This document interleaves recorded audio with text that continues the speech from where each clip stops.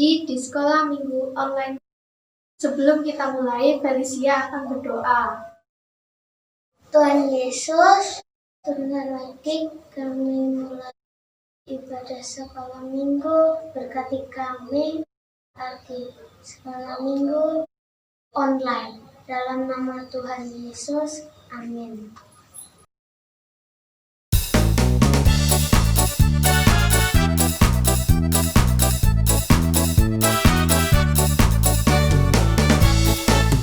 Yesus pokok dan kitalah jalannya, tinggallah di dalamnya. Yesus pokok dan kitalah jalannya, tinggallah di dalamnya. Yesus pokok dan kitalah jalannya, tinggallah di dalamnya. Pastilah kau akan berbuah.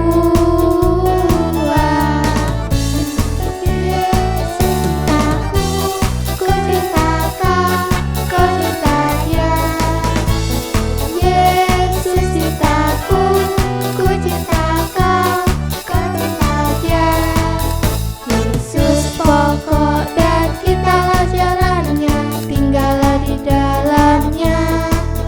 Yesus pokok dan kitalah jalannya, tinggallah di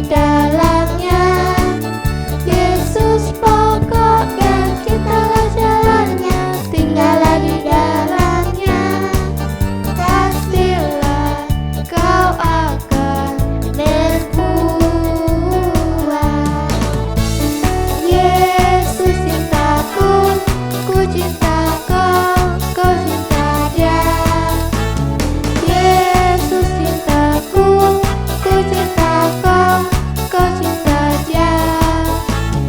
Yesus pokok dan kitalah jalannya, tinggallah di dalamnya. Yesus pokok dan kitalah jalannya, tinggallah di dalamnya. Yesus pokok dan kitalah jalannya, tinggallah di dalamnya. Pastilah kau akan berbuah. Pastilah kau akan berbuah.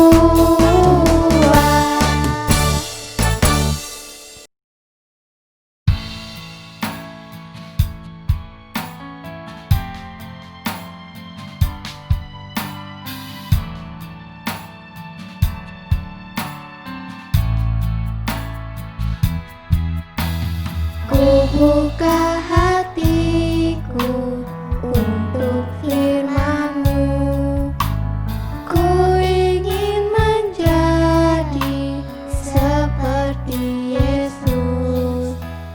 Berfirman-Lah Tuhan, ku mau mendengar dan melakukannya setiap hari.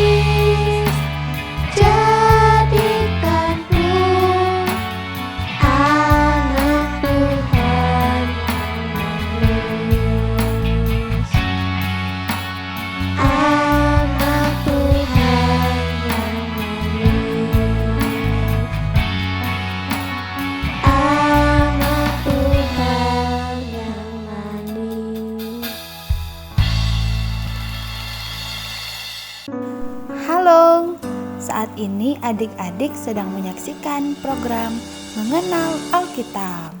Sesuai dengan namanya, dalam program ini adik-adik akan mendapatkan banyak informasi tentang Alkitab kita. Sebelumnya kita telah belajar bahwa Alkitab kita terdiri dari 66 kitab yang terbagi dalam 2 bagian, yaitu 39 kitab Perjanjian Lama dan 27 kitab Perjanjian Baru. Artinya, Alkitab kita terbagi dalam 2 bagian besar, yaitu Perjanjian Lama dan Perjanjian Baru. Pernahkah adik-adik merenungkan mengapa ya Alkitab kita terbagi dalam 2 bagian, yaitu Perjanjian Lama dan Perjanjian Baru? Mari simak penjelasan berikut ini. Istilah atau sebutan Perjanjian Lama dan Perjanjian baru muncul di akhir abad kedua dan digunakan untuk kalangan Kristen.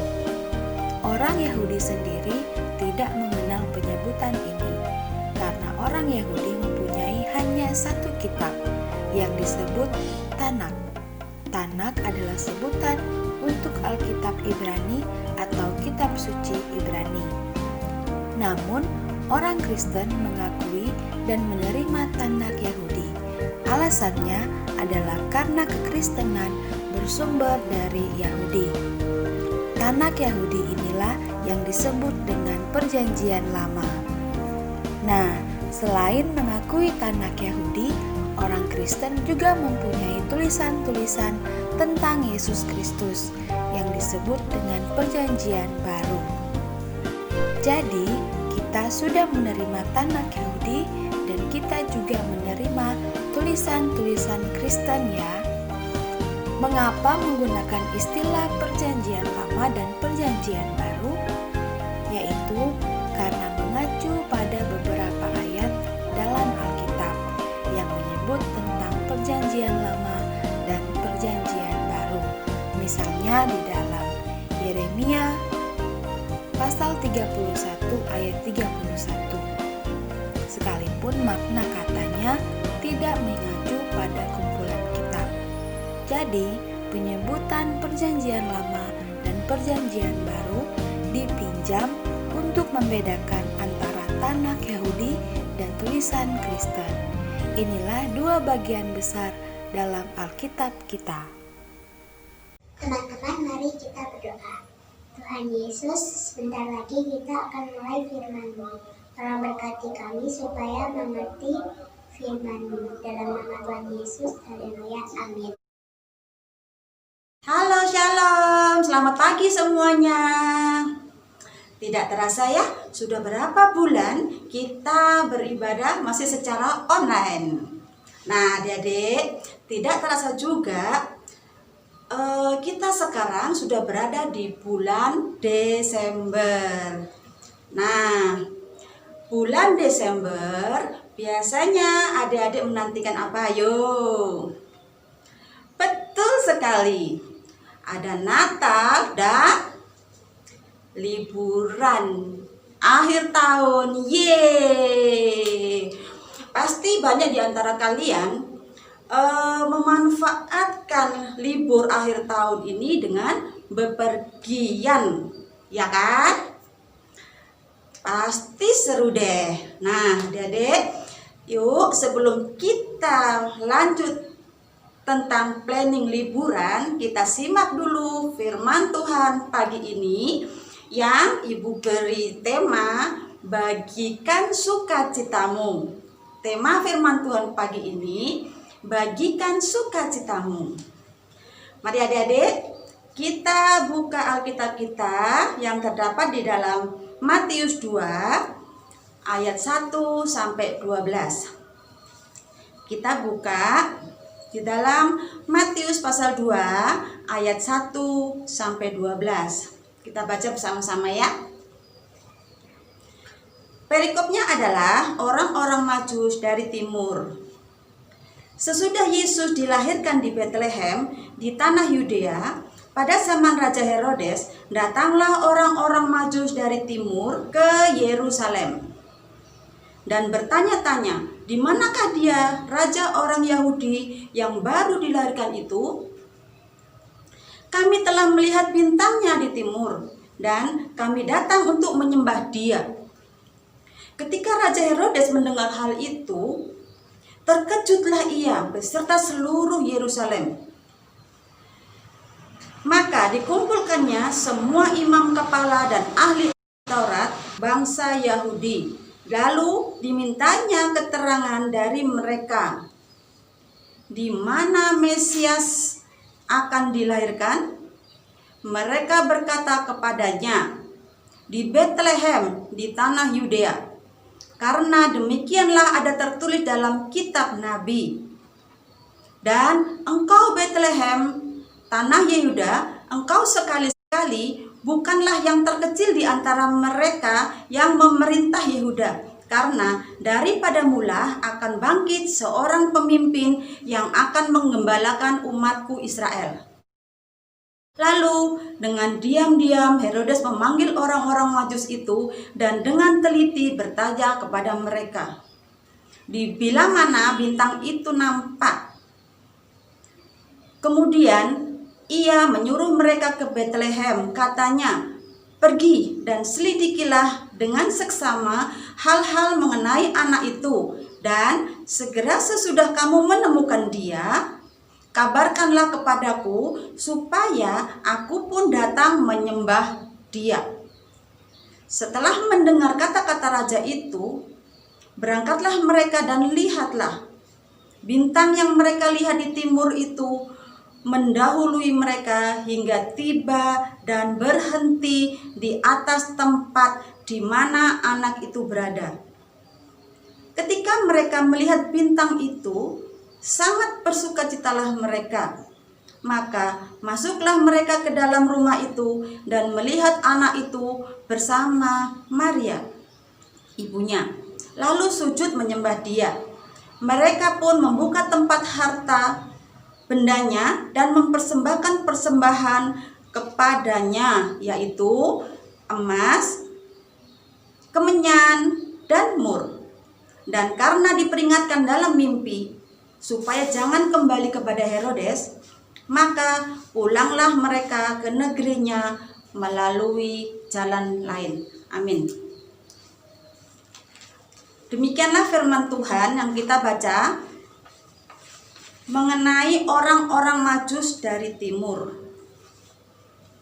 Nah, adik-adik, kira-kira kita kalau mau melakukan perjalanan jauh sekali, kira-kira kita akan menggunakan kendaraan apa, adik-adik? Ya, benar. Ada yang dengan pesawat, bisa dengan mobil, bisa juga lewat laut. Dengan apa? Kapal laut atau perahu atau feri, ya adik-adik ya. Nah, siapa yang pernah naik kapal laut? Atau siapa yang sudah pernah naik perahu nelayan? Ada yang pernah? Nah, adik-adik tahu nggak? Para nelayan biasanya berlayar itu pada malam hari dengan diterangi oleh cahaya bintang-bintang di langit. Mengapa demikian? Para nelayan dapat menentukan arah hanya dengan melihat bintang yang bersinar pada malam hari. Karena dulu sebelum ada kompas, untuk menentukan arah dan jalan, mereka menggunakan cahaya bintang yang bersinar pada malam hari. Nah, adik-adik, ada bintang-bintang yang memang muncul pada titik-titik tertentu di langit yang menunjukkan suatu tanda. Suatu ketika ada 3 orang Majus yang dari timur sedang melakukan perjalanan menuju Yudea. Mereka melihat sebuah bintang yang sangat terang sekali, melebihi sinar bintang-bintang lain di sekitarnya. Ketika mereka melihat bintang itu, adik-adik, hati mereka senang sekali dan mereka ingin menemukan apa gerangan tanda di balik bintang yang bersinar sangat terang tersebut? Adik-adik tahu, orang Majus dikenal sebagai orang pandai dan bijak dari daerah timur, yaitu Persia. Mereka adalah termasuk dalam kalangan terpelajar yang akrab dengan astronomi atau ilmu perbintangan. Nah, adik-adik, pencarian bintang adalah hal yang menggairahkan dan tidak terbayangkan. Ada salah satu bintang yang sangat terang, mereka sangat mempercayai, mereka menamakan bintang ini adalah bintang Mesori. Nah, bintang Mesori ini ternyata adalah bintang yang bercahaya lebih terang dan menjadi tanda lahirnya anak raja yang dapat menyelamatkan semesta. Ternyata setelah mereka mengetahui bahwa bintang yang terang tadi adalah bintang Mesori, ternyata bintang itu menandakan lahirnya seorang raja Yahudi. Mereka bersukacita. Kemudian mereka berangkat, mereka mencari tahu dan terus bertanya, di manakah raja orang Yahudi yang baru dilahirkan itu. Nah, adik-adik, mereka berjalan meninggalkan Persia, mereka berjalan jauh ke arah barat, sampailah mereka ke tanah Yudea. Di sana, adik-adik tahu saat itu yang memerintah adalah Raja Herodes. Nah, akhirnya mereka masuk ke daerah wilayah Raja Herodes sebagai orang asing, sehingga mereka dibawa ke pihak yang berwenang. Akhirnya setelah mereka diketahui sedang mencari seorang anak raja yang baru dilahirkan, mereka dibawa ke Raja Herodes. Adik-adik tahu nggak? Akhirnya berita ini terdengar oleh Raja Herodes. Lalu bagaimana perasaan Raja Herodes? Dia seorang raja.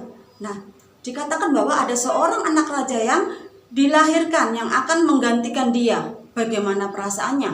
Nah, kemudian Raja Herodes dan seluruh Yerusalem pada gempar. Akhirnya Raja Herodes menyuruh para imam-imam kepala dan ahli-ahli Taurat untuk mencari tahu di mana raja kecil itu dilahirkan. Adik-adik, ada yang tahu nggak raja yang baru dilahirkan itu di mana? Pintar sekali.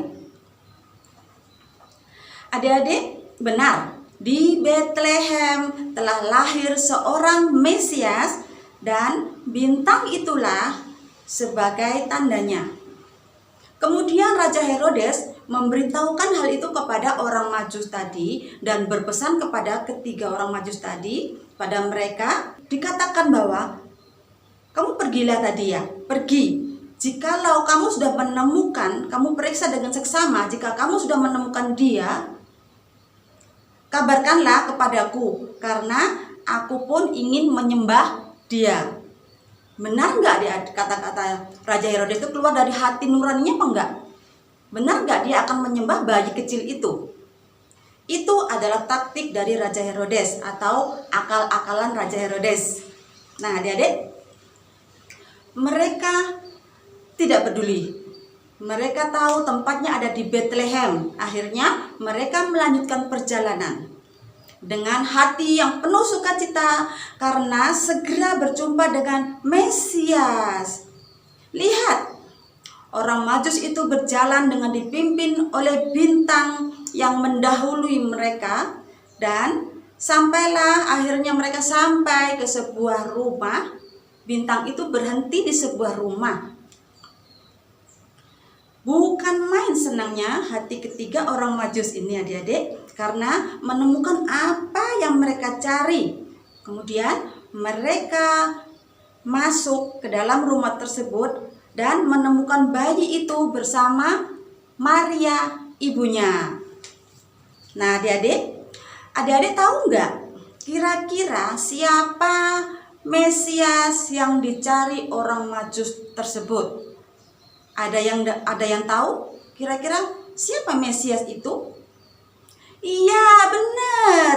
Dia adalah Yesus. Yesus namanya. Nah, mereka kemudian menyembah dan memberikan persembahan yang mereka bawa. Apa persembahan mereka? Ada 3 persembahan, yaitu emas, kemenyan, dan mur. Sebagai tanda sukacita mereka memberikan harta mereka untuk dipersembahkan kepada bayi Yesus. Nah, adik-adik ya, sukacita mereka adalah tentang bintang Mesori itu seperti nubuatan. Jadi sebetulnya mereka itu masih kecil, sejak kecil mereka sudah mendengar nubuatan tentang seorang raja yang akan lahir, yang kemudian akan menyelamatkan isi dunia ini. Dan saat itu mereka masih kecil, adik-adik. Tapi saat ini mereka melihat langsung bayi itu, mereka menemukan bayi itu. Nah, mencari anak raja dan bertemu dengannya itu adalah sukacita yang besar sekali. Bertemu dengan bayi Yesus itu adalah hal yang sangat menggembirakan sekali. Karena itu mereka membagi sukacita mereka dengan memberikan sesuatu yang berharga, dengan memberikan harta mereka sebagai ungkapan rasa bersyukur mereka, sukacita mereka. Nah, adik-adik, ketika adik-adik senang, apakah yang akan adik-adik lakukan? Pasti wajah adik-adik terlihat ceria, ya kan? Dan orang-orang yang melihat kita pun akan menjadi senang. Bayangkan kalau adik-adik kemana-mana dengan wajah cemberut, orang pasti tidak senang melihat kita.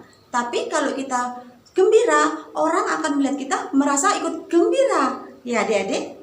Nah, Tuhan ingin kita belajar berbagi sukacita kita lewat perbuatan kita. Sama seperti orang Majus tadi. Ketika mereka bertemu dengan raja yang mereka cari, mereka sangatlah bersukacita dan mereka mempersembahkan apa yang mereka bawa. Nah, adik-adik, apakah saat ini adik-adik senang? Apakah adik-adik saat ini bersukacita mendengarkan cerita tentang orang Majus ini? Apakah adik-adik ingin teman-teman adik-adik juga bisa ikut merasakan sukacita seperti ini? Bagaimana caranya? Caranya, adik-adik dapat menceritakan apa yang adik-adik dengar tentang orang Majus ini kepada teman-teman kalian yang saat ini mungkin tidak hadir bersama-sama kalian untuk mendengarkan cerita firman Tuhan kali ini. Sehingga mereka juga tahu betapa sukacitanya orang Majus tadi bertemu dengan Mesias. Kalau adik-adik bersukacita karena mungkin pertolongan mama misalnya, waktu adik-adik dibuatkan kue ulang tahun kesukaan adik-adik, mungkin dengan hiasan karakter kesukaan adik-adik. Nah, pasti bukan hanya wajah adik-adik saja yang memperlihatkan bahwa adik-adik senang, tetapi pasti adik-adik juga akan membagikan rasa sukacita ini dengan membantu mama membereskan piring-piring kotor mungkin, atau dengan mungkin mencium mama sebagai rasa ungkapan sukacita adik-adik. Nah, gitu kan ya? Nah, adik-adik, Bu Muti yakin jikalau adik-adik dapat melakukan hal ini, bukan saja membuat hati mama senang, tapi terutama Tuhan Yesus yang melihat adik-adik berbagi sukacita dengan mama, Tuhan akan juga merasa senang sekali adik-adik. Yang memiliki kualitas karakter yang baik adalah mereka yang mau berbagi sukacita kepada orang lain. Seperti saat sebentar lagi kan liburan. Nah, adik-adik kira-kira saat papa mama mungkin mengajak adik-adik liburan, pergi jauh ke luar negeri mungkin, nginep ke hotel mewah mungkin. Wah, pasti adik-adik apa yang adik-adik langsung lakukan? Spontan, otomatis spontan adik-adik akan bersuka cita, adik-adik akan gembira, adik-adik akan katakan kepada papa atau mama, thank you papa, thank you mama. Nah, itu ungkapan rasa syukur adik-adik, sukacita adik-adik. Adik-adik cium papa, cium mama, itu membuat mereka juga wah senang sekali adik-adik ya. Pasti juga adik-adik bisa bagikan juga ke teman-teman. Teman-teman, aku mau pergi loh, aku mau diajak berlibur loh sama papa dan mama. Nah, teman-teman pasti juga merasa wah senang juga ya adik-adik ya. Nah, ini kita juga belajar untuk berbagi. Bayangkan kalau kita bisa membahagiakan orang lain adik-adik, kita juga akan merasa senang adik-adik. Contohnya, salah satu contohnya mungkin ada seseorang yang mungkin yang sebaya dengan kalian, mungkin anak ini sepertinya kurang berada, yang mungkin nggak punya sesuatu yang wajar gitu ya, mungkin dia gak bisa sekolah adik-adik, mungkin dia terkendala ya, gak punya apa, tapi tiba-tiba adik, aku punya sesuatu ya yang bisa aku berikan adik-adik ya, yang mungkin tas sekolahku ini sudah nggak kepake lagi, aku dibelikan mama tas baru. Nah, tas ini kan masih bagus, coba adik-adik kasihkan sama dia. Bagaimana perasaan anak ini? Dia pasti akan bersuka cita sekali, senang sekali ya adik-adik ya. Nah, bagaimana perasaan adik-adik melihat anak tersebut sukacita? Pasti akan timbul juga senang di hati kita, bukan? Kita menyenangkan hati orang lain, kita juga ikut bersukacita. Terutama Tuhan Yesus akan melihat kalau adik-adik sebagai anak-anak Tuhan mau berbagi sukacita kepada orang lain. Tuhan juga sangat-sangat sayang, Tuhan juga sangat-sangat senang ya adik-adik ya. Melalui firman Tuhan pagi ini, kita boleh belajar seperti orang Majus tadi, bisa berbagi sukacita kepada orang lain, bisa berbagi sukacita kepada papa dan mama, bisa berbagi sukacita kepada teman-teman semuanya. Karena hal ini adalah yang dikehendaki Tuhan Yesus. Nah, adik-adik, ayat hafalan kita minggu ini adalah di Filipi 2 ayat 18. Mari kita buka bersama di Filipi 2 ayat 18. Kita baca bersama-sama ya. Dan kamu juga harus bersukacita demikian, dan bersukacitalah dengan aku. Kita ulangi ya. Dan kamu juga harus bersukacita demikian, dan bersukacitalah dengan aku. Amin. Demikian firman Tuhan kali ini. Nah adik-adik, saat ini kita memasuki penghujung bulan Desember. Kira-kira apa ya yang dinantikan di bulan Desember ini ya? Iya, Natal. Biasanya kita tiap tahun ya adik-adik ya merayakan Natal bersukacita bersama. Kita ngajak teman-teman untuk Natal bersama. Nah kali ini agak beda sedikit. Adik-adik jangan lupa ya, minggu depan tanggal 20 Desember jam 10 seperti biasanya kebaktian kita agak berbeda sedikit karena minggu depan kita akan ada kebaktian khusus Natal. Nah adik-adik, dengan tema Faith in Jesus atau beriman dalam Yesus. Jangan lupa adik-adik ya, ingatkan teman-teman yang tidak hadir hari ini agar mereka juga bisa bersukacita, mereka juga bisa bersama-sama merayakan Natal, bersukacita juga merayakan kelahiran Sang Juru Selamat yang tadi dinanti-nantikan oleh orang Majus. Mesias ini adalah Sang Juru Selamat yang dapat menyelamatkan umat manusia. Saat ini kita akan merayakan kelahiran Tuhan Yesus. Jangan lupa ya adik-adik ya, minggu depan acara kita agak sedikit berbeda, yaitu kita kebaktian khusus Natal. Mari kita tutup dalam doa. Terima kasih Tuhan Yesus yang baik. Tiada berkesudahan kasih-Mu buat kami Tuhan. Saat ini kami bersuka cita, kami bergembira sekali Tuhan Yesus, karena kami mendengar kelahiran-Mu Tuhan di Bethlehem yang sudah dinubuatkan sekian ribu tahun yang lalu Tuhan, yang membuat orang-orang Majus sangat bersuka cita karena mereka telah menantikan kehadiran-Mu ya Bapa. Terima kasih Tuhan Yesus. Biarlah saat ini Tuhan, kami akan merayakan hari kelahiran-Mu Tuhan Yesus.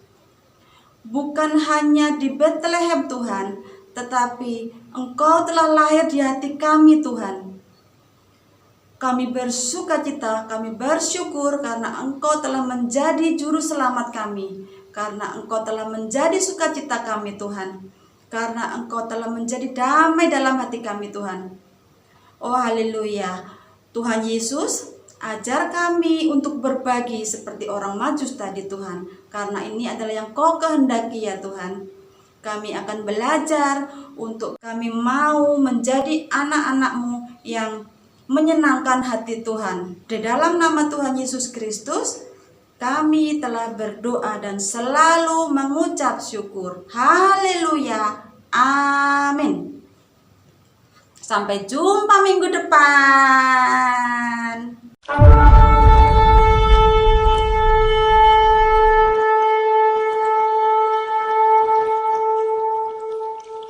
Tahukah kamu, orang-orang Majus mengetahui nubuat para nabi mengenai kedatangan Mesias. Mereka sangat menantikan kedatangannya. Pada waktu yang tepat, Tuhan memimpin para orang Majus untuk pergi dan menemukan Mesias. Dengan tekad yang kuat, orang Majus menempuh perjalanan lintas negara untuk mencari raja yang baru lahir. Mereka mempercayakan diri pada bintang yang menjadi tanda kelahiran Mesias, dan bintang itu menuntun perjalanan mereka. Mereka tidak tahu persis di manakah raja yang baru lahir itu, siapa namanya, dan bagaimana rupanya. Maka ketika berjumpa dengan sang raja, hati mereka sangat bersukacita, dan mereka memberikan persembahan. Persembahan tersebut menunjukkan pengakuan mereka bahwa bayi Yesus adalah raja. Ia bukan menjadi raja kelak, melainkan ia sudah terlahir sebagai raja. Namun, yang terpenting dari persembahan adalah fakta bahwa mereka sujud menyembah Yesus. Mari teman-teman kita berdoa. Terima kasih Tuhan sudah memberkati ibadah online kami. Dalam nama Tuhan Yesus, amin.